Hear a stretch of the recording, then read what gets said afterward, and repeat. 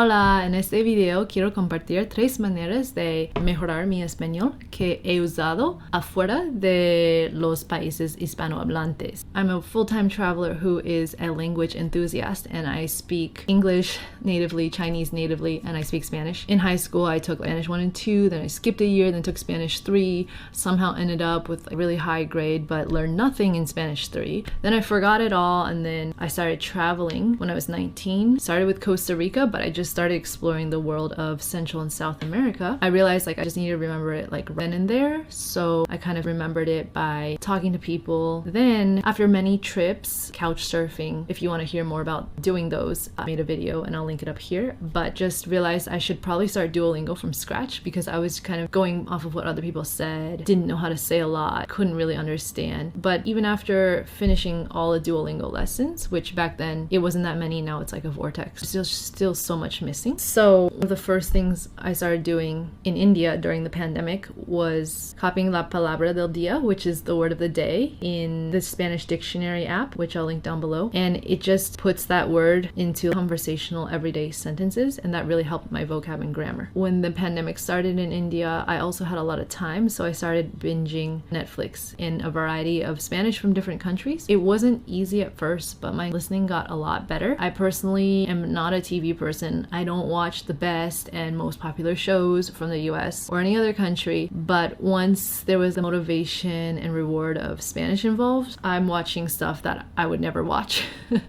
in English. I like lighthearted and very easy to digest comedy shows. If you need any recommendations, let me know, but there's a whole bunch on Netflix, and these days I kind of watch it when I'm eating. I'm just watching a little bit every day. There was times when I'd go through a breakup and just binge a Colombian show where they have hundreds of episodes that are each 1 hour. That really makes you automatic. Not only do you listen much better, but when you go to speak, you don't even know how the right words are coming to you, but they are. And then when you go off of it and some time passes since you've watched, you'll notice that you're not as automatic anymore. So Netflix or any show with dialogue is super powerful. And then the third way that I love is Preply lessons. Preply is a platform that focuses on speaking lessons in many languages. I started working with tutors once a week. They're 50-minute lessons, so 50 minutes a week, $3 to $5 per lesson. I made a whole video on how I finance my travels here, but I was at the end of my budget and able to speak Spanish from Vietnam. To pay someone to professionally monitor your Spanish and improve it every time for $3 to $5 was incredible because it just felt like it was accessible and I was consistently improving the further away I got from South America and Spain. My favorite Spanish is Mexican Spanish. I'd work with tutors from Mexico sometimes in the morning or evening in Vietnam, which is a